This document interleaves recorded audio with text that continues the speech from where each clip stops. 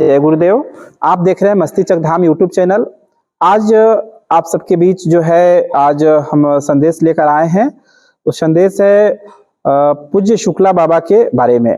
पूज्य शुक्ला बाबा जी परम पूज्य गुरुदेव के सबसे प्रियतम शिष्यों में से एक शिष्य रहे हैं और मस्तिचक धाम के जो है एक बहुत ही प्रसिद्ध और प्रतिष्ठित जो है संत रहे हैं और अखंड ज्योति आई हॉस्पिटल के जो है संस्थापक रहे हैं और हम सबके जो है मार्गदर्शक, हम सबके प्रेरणा स्रोत पूज्य शुक्ला बाबा हैं। खास करके मेरे जीवन में जो है परम पूज्य गुरुदेव को लाने वाला पूज्य शुक्ला बाबा ही हैं। और इस क्षेत्र में गायत्री परिवार मिशन से हजारों की संख्या में जो है लोगों को मिशन से जोड़ने वाले पूज्य शुक्ला बाबा हैं, जिनको गुरुदेव के विचारों से पूज्य शुक्ला बाबा ने अवगत कराया। आइए हम सब लोग आज शुक्ला बाबा के जीवनी के बारे में जानते हैं, जो मुझे पता है। इससे पूर्व हम लोग एक बार सब लोग एक साथ गायत्री महामंत्र करेंगे। सभी लोग कमर सीधी करके बैठ जाएं, आंखें बंद।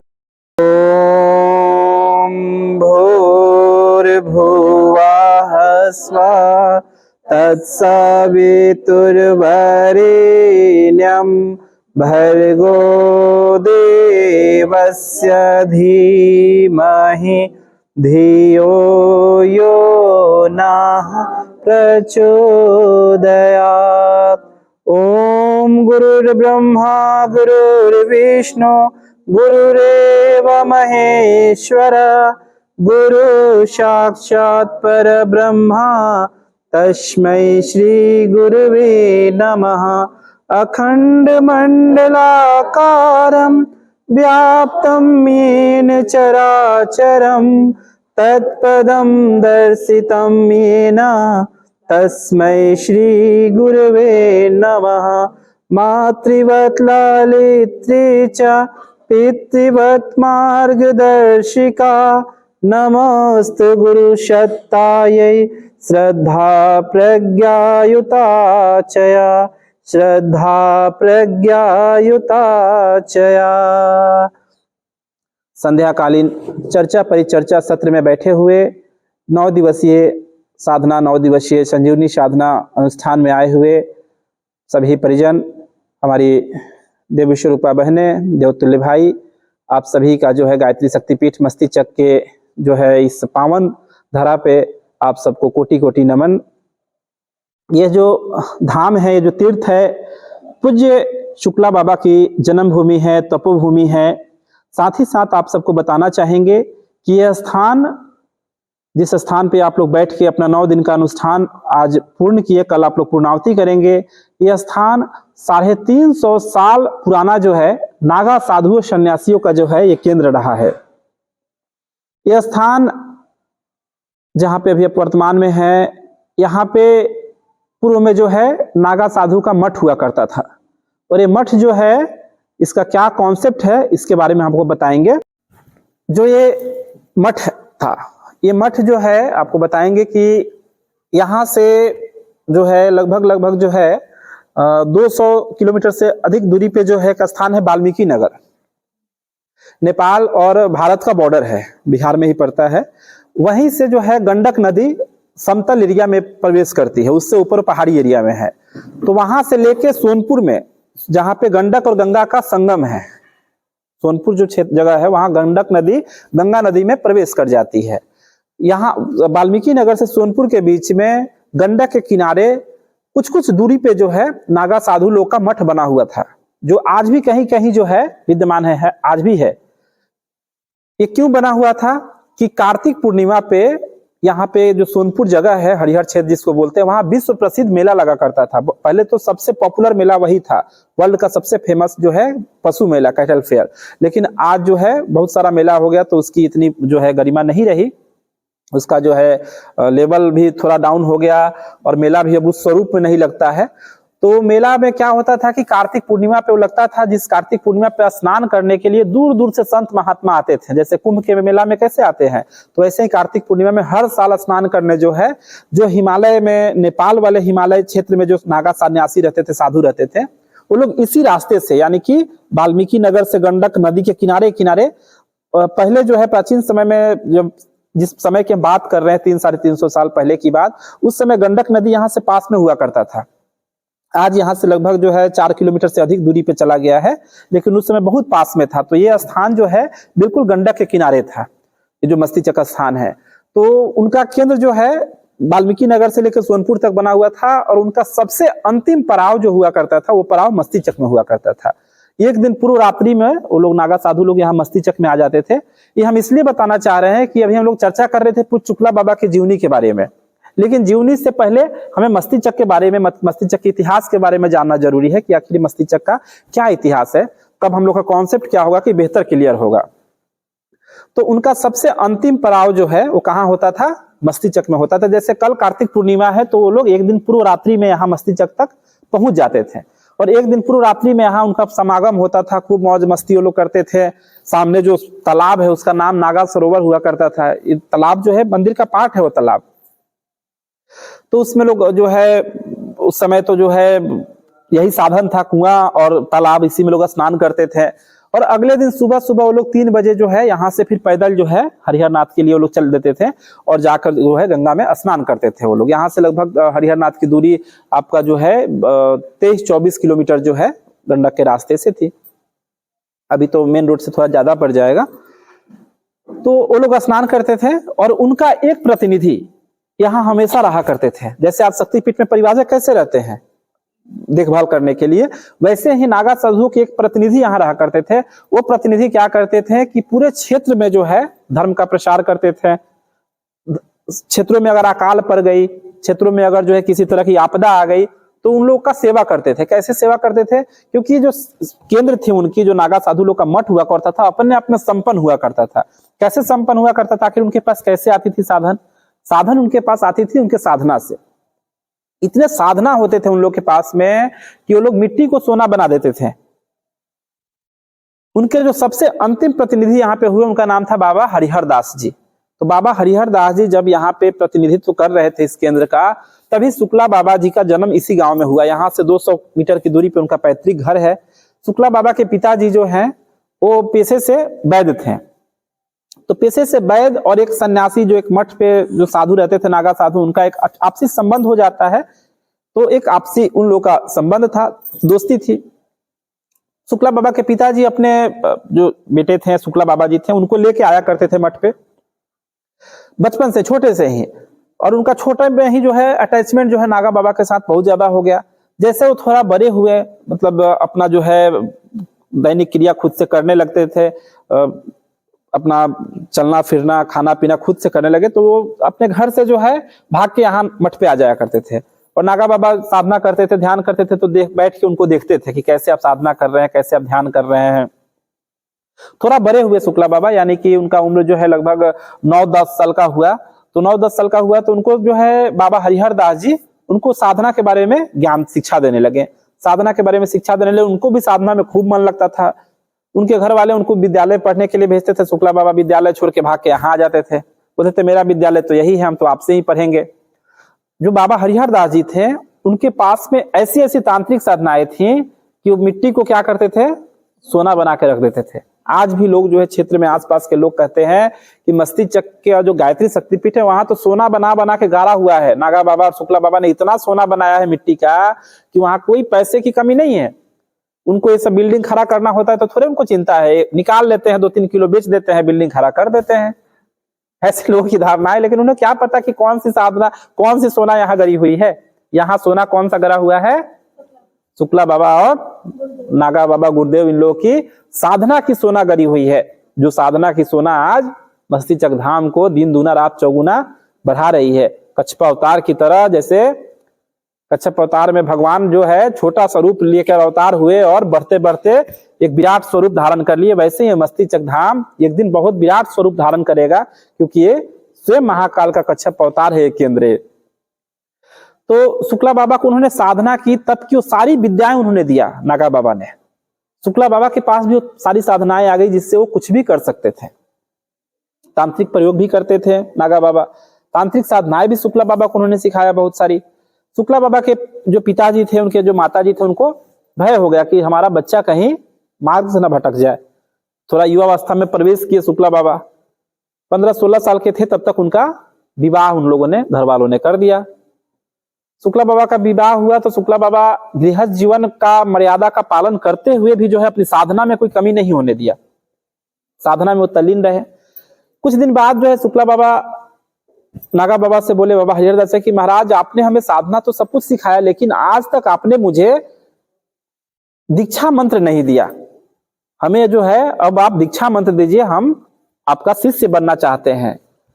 जब नागा बाबा से शुक्ला बाबा ने बात बोला तो बोले कि देखो बेटा, तुम्हें दीक्षा मंत्र देने की ताकत हमारे पास नहीं है, तुम्हें जो दीक्षा देने वाला व्यक्ति है वो एक महान व्यक्ति है जो इस धरती पर अवतार लिया हुआ है, और हम जैसे तुच्छ प्राणी तुम्हें दीक्षा नहीं दे सकते हैं, तुम एक बहुत महान व्यक्ति के शिष्य बनने वाले हो।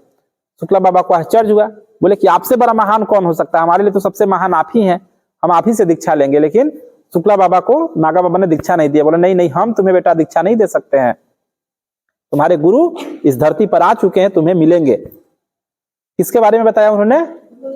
परम पूज्य गुरुदेव के बारे में, पंडित श्री राम शर्मा आचार्य जी के बारे में। ये तब जब किसी को पता ही नहीं था कि गायत्री परिवार जैसी कोई संस्था है, परम पूज्य गुरुदेव भी कोई है, उस समय कोई नहीं जानता था। समय बीतते गया।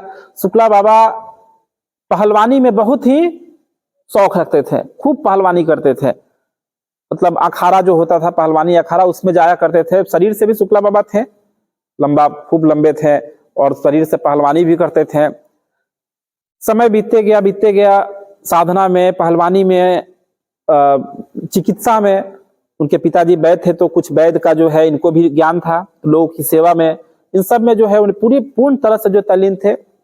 अचानक से एक दिन क्या हुआ कि नागा बाबा जो थे, बाबा हरिहरदास जी, उन्होंने अपना शरीर त्याग दिया। शुक्ला बाबा व्याकुल हो गए, क्या रे अब हम करें तो क्या करें, किसको बताएं, क्योंकि हमें तो पता भी नहीं कि इनका जो है कहाँ, जैसे हेड ऑफिस है, चाहे कहाँ इनका हेडक्वार्टर है, हम किसको सूचना करें। व्याकुल हो गए, रोने लगे। फिर भी अपना जो कर्तव्य बनता था वो कर्तव्य को उन्होंने पूरा किया। उनका जो है पार्थिव शरीर को ले जाकर जल समाधि दिए, जो एक नागा सन्यासी का जो होता है क्रियाक्रम, वो सारा क्रियाक्रम उनका किए। क्रियाक्रम करने के 5 दिन बाद जो है शुक्ला बाबा जहां पे आप बैठे हुए भाई साहब, इसी स्थान पे जो है शुक्ला बाबा बैठे हुए थे, और उनको आंख लग गई। आंख लगे तो सो गए। उनके सोने के उपरांत जो है नागा बाबा उनके सपने में आ रहे हैं। बोले बेटा तो क्यों चिंता कर रहा है, अरे हमने शरीर ही तो छोड़ा है, हमने शरीर छोड़ा है, हमें मुक्ति नहीं मिली है। हमें मुक्ति तब मिलेगी जब हम तुम्हारा काम कर देंगे, और तुम्हारा काम तो मैंने किया नहीं। तो शुक्ला बाबा बोले, महाराज हमारा तो कोई काम बाकी नहीं है, आपको कैसे मुक्ति नहीं मिली? तो बेटा एक काम मैं छोड़ दिया हूं, तुम्हें तुम्हारे गुरु से नहीं मिलाया हूं, तुम्हें तुम्हारे गुरु से जिस दिन मिला दूंगा उस दिन मुझे मुक्ति मिल जाएगी। बोले महाराज हमें गुरु से मिलने की तो चिंता नहीं, लेकिन आपको मुक्ति दिलाने की चिंता है, बताइए इसके लिए हमें क्या करना होगा कि आपको मुक्ति मिल जाए। बोले बेटा देखो, इससे हमें मुक्ति दिलाने के लिए तुम्हें अपने गुरु से मिलना होगा, और तुम्हारे गुरु तभी मिलेंगे जब तुम्हें एक शर्त मानना होगा। बोले कौन सा शर्त महाराज? ये सपने में बात हो रही है। तो बेटा गुरु को पाने के लिए तुम्हें जो है इस स्थान को पूर्ण रूप से संस्कारित करना होगा। तो महाराज ये स्थान तो संस्कारित है, इतने पुराना तपस्थली है। बेटा तपस्थली तो है, नागा बाबा कह रहे हैं, लेकिन कुछ हम लोगों के नागा सन्यासियों की कुछ बुरी आदतें हैं। जैसे वो लोग भांग गाजा, भगवान शंकर के उपासक थे तो भांग गाजा भी पीते थे नागा बाबा लोग, ये सब हम लोग पिए हैं, जिससे स्थान उतनी संस्कारित नहीं है कि वैसे दिव्य पुरुष यहाँ आए। सोचिए, उनके बारे में, गुरुदेव के बारे में नागा बाबा को पता था। इसके लिए तुम्हें इस स्थान को संस्कारित करना होगा, और इस संस्कारित करने के लिए तुम्हें 5 साल तक गायत्री का 5 महापुरुष चरण करना पड़ेगा, तब जाके वो व्यक्ति इस स्थान पर आएंगे, और जिस दिन वो इस स्थान पर आएंगे उस दिन हमें मुक्ति मिलेगी। इतना ही कह के नागा बाबा उनके सपना से विलुप्त हो गए। शुक्ला बाबा जगे, ऐसा उनको अनुभूति हुआ कि हम सपना नहीं देखे हैं, सच में हमें नागा बाबा आके सब कुछ बता गए, गुरु की आज्ञा, क्योंकि वो तो गुरु ही मानते थे उनको। अगले ही दिन से उन्होंने जो है अपना महापुरुष चरण संकल्प लेकर प्रारंभ किए। 108 गायत्री मंत्रों से जो ये यज्ञशाला आप देख रहे हैं ना, जहां आप लोग यज्ञ करते हैं, इस यज्ञशाला में जो अग्नि है वो अखंड अग्नि है। कौन सी अखंड अग्नि है? जो 350 साल पुरानी जो नागा साधु लोग का धूनी जला करता था, क्योंकि वो लोग धूनी जला के बैठते थे, राख वगैरह उसी में से देह में लगाते थे। उस धूनी की अग्नि को लाकर उस यज्ञशाला में शुक्ला बाबा ने स्थापित किया, और 108 गायत्री मंत्र का उसी दिन से प्रारंभ हुआ। चक्र की जो है 108 गायत्री मंत्र का घी से आहुति और फिर अपना महापुरुष चरण उन्होंने प्रारंभ किया। 3 साल तक शुक्ला बाबा ने गायत्री महापुरुष चरण जो है अपना 3 कंप्लीट किया। तीसरा कंप्लीट करने के बाद उनके मन में एक संशय हुआ। भगवान भी परीक्षा लेते हैं ना कि हम क्या कर रहे हैं, ये हो सकता है हमारा वहम हो, ये तो सपने की बात है। तो सपने की बात को हम इतना वो ले लिए, सीरियस ले लिए कि हम इतना कठिन तप कर रहे हैं। कहाँ कौन मथुरा गायत्री के साधक होंगे, कुछ ना पता है ना कुछ हमें, हम कहाँ किसको खोजें। तभी जो है शुक्ला बाबा को पता चला इसी गांव के एक परिजन के द्वारा कि मथुरा में एक जो है गायत्री के बहुत विद्वान साधक उभरे हैं। ऐसी ऐसी उनकी जो है लेख है, ऐसी ऐसी उनकी जो है प्रवचन हो रही है कि जो उनका प्रवचन सुन रहा है वही जुड़ जा रहा है उनसे। महिलाओं पे जो है इतना अच्छा अच्छा प्रवचन दे रहे हैं कि महिलाएं गायत्री जप सकती है। मथुरा में ब्राह्मण लोग विरोध कर रहा है कि महिला कैसे जप सकती है, और उन सारे जो है ब्राह्मणों के बातों को जो है वो काट दे रहे हैं। ऐसी ऐसी जो है वो प्रवचन दे रहे हैं अपने उस एथी में, महिलाओं के गायत्री के अधिकार पर, संस्कार परंपरा को जागृत करने के लिए जो है तरह तरह की जो है वो प्रवचन दे रहे हैं। और उनकी जो है मतलब लेखनी वाणी गजब प्रभाव डाल रही लोगों में कि वैसे व्यक्ति जो है कुछ ना कुछ तो बताएंगे जो गायत्री के विद्वान साधक कौन है।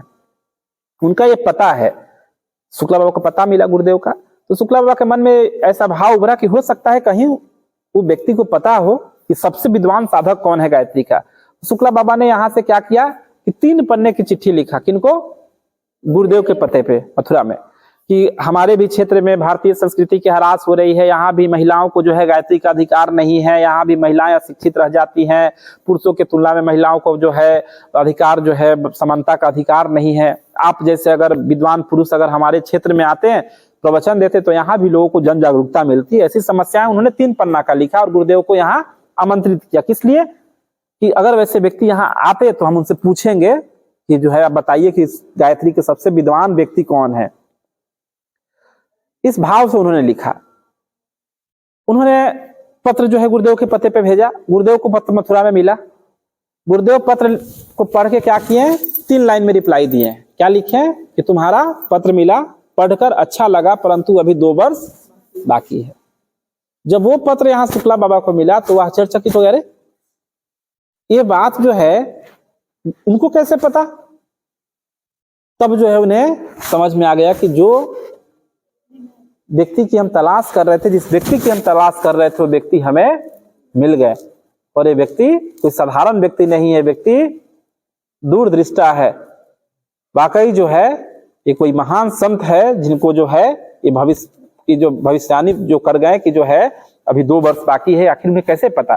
फिर उन्होंने और श्रद्धा से जो है, उनको नाम भी पता चल गया कि श्री राम शर्मा जी उनका नाम है।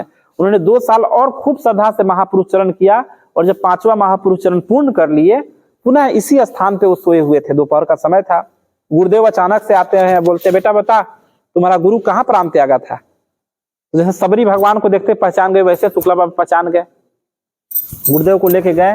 वो जो जिस कक्ष में साधना होती है, जिसमें अखंड दीपक जलता है, जहाँ गुरुदेव का चरण पादुका है, उसी कक्ष में जो है उस समय कुटिया था, वो मिट्टी का कुटिया था, वहीं नागा बाबा ने शरीर त्यागा था। उस कुटिया में जो है ले जाकर गुरुदेव को छोड़े, बोले कि यहीं पे हमारे गुरु जो है बाबा ने प्राण त्यागा था। बोले ठीक है बेटा तू बाहर बैठ। गुरुदेव उस कक्ष के अंदर 6 घंटा तक लगातार जो है बैठे रहे। 6 घंटा बाद जो है गुरुदेव उस कक्ष में से निकल के आके शुक्ला बाबा को बोले जा देख भीतर कौन है। जब शुक्ला बाबा उस कक्ष में प्रवेश कर रहे हैं, जाके देख रहे तो जो नागा बाबा 5 साल पहले शरीर त्याग चुके हैं वो नागा बाबा साक्षात उसमें खड़े थे। जहाँ गुरुदेव का फोटो है बीच में, वहां नागा बाबा खड़े दिखे। बोले महाराज आप?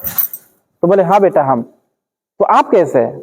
आप तो शरीर त्याग चुके हैं। तो हाँ बेटा शरीर त्यागे थे ना, मुक्ति तो मुझे नहीं मिली थी।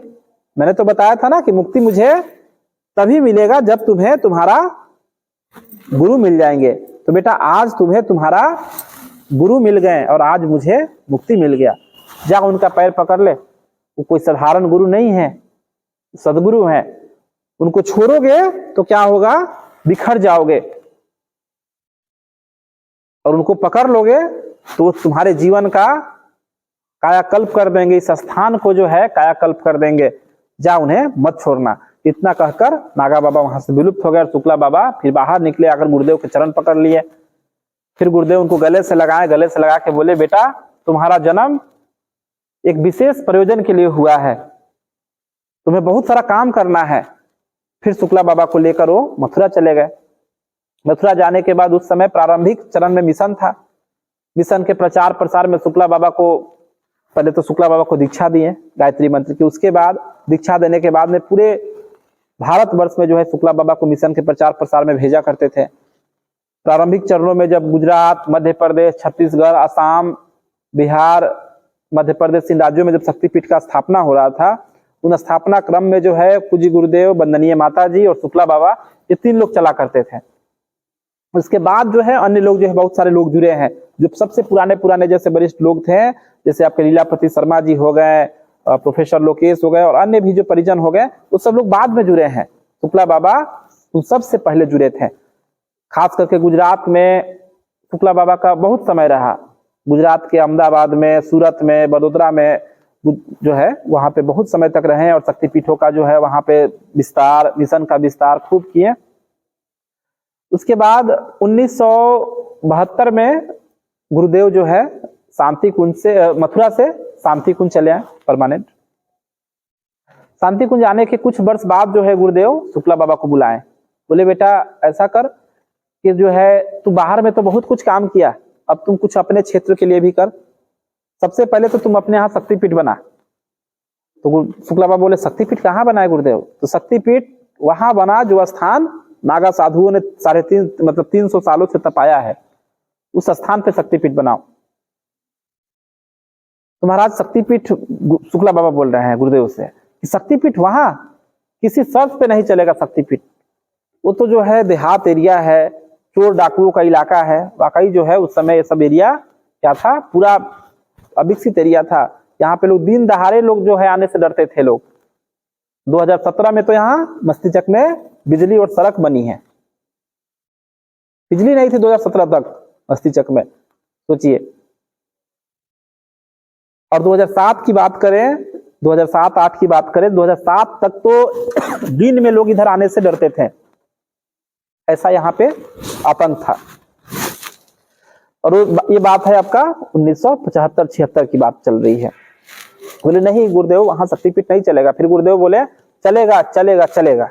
हम बोल रहे हैं ना चलेगा, कोई साधारण स्थान नहीं है, वो जन जागृति का केंद्र बनेगा एक दिन, तो बना शक्तिपीठ। गुरु का आज्ञा था, शुक्ला बाबा आए, शक्तिपीठ का यहाँ पे निर्माण रखा गया। स्वयं गुरुदेव प्राण प्रतिष्ठा में खुद आए, यहाँ पे प्राण प्रतिष्ठा हुई 1983 में शक्तिपीठ की। शक्तिपीठ की प्राण प्रतिष्ठा के बाद जो है शुक्ला बाबा यहाँ की जिम्मेदारी को संभालने लगे। फिर गुरुदेव जो है पत्र लिखे कि जो है तुम मस्तिचक आओ, शांति कुंज आओ। गए शुक्ला बाबा, बोले हमें तो अब बांध दिए वहां शक्तिपीठ बना के। बोले बांधे नहीं है, तुम जो है एक बार सब जगह फिर से घूमो, एक बार सारी जगह का व्यवस्था देख के आओ, सब जगह बढ़िया चल रहा है कि नहीं चल रहा है। फिर शुक्ला बाबा जो है समय निकाल के जो है गुजरात, छत्तीसगढ़, मध्य प्रदेश सब जगह जाया करते थे। गुजरात में जो रजनी भाई सोनी है, जो अभी वर्तमान में मस्तिचक में यहाँ साधना में है, उनके साथ भी जो है शुक्ला बाबा का बहुत समय जो है गुजरात में बीता है। मनु भाई पटेल जो मुंबई अश्वमेध यज्ञ जो रचाए थे, मनु भाई पटेल को मिशन से जोड़ने वाले शुक्ला बाबा हैं। मनु भाई तो आत्महत्या करने जा रहे थे, लेकिन उन्हें जो है आत्महत्या से बचाकर उनको मिशन में प्रेरित करने वाले, मिशन से जोड़ने वाले शुक्ला बाबा हैं। 1985 में जो है शुक्ला बाबा माता जी से मिले, तो माता जी बोली देख बेटा अब अपने क्षेत्र में जो है ज्यादा ध्यान दे। क्षेत्रों में जो है तूने, बाहर में तो लोग खूब प्रकाश बांटा, गुरुदेव के विचारों से जो है लोगों को प्रकाश डाला, अब तुम अपने क्षेत्र में लोगों को जो है प्रकाश डाल गुरुदेव के विचारों से, और साथ साथ लोगों का आंख बना। तुम्हारे बिहार में बहुत लोग अंधे होते हैं। माता जी हम कैसे आंख बनाए? शुक्ला बाबा बोले हम कोई डॉक्टर थोड़े हैं। बोले जाना बनाना, मैं बोल रही हूँ ना सब हो जाएगा, तू जा बना, लोगों का आंख का सेवा कर। गुरु माता का आज्ञा था, शुक्ला बाबा वहां से आए।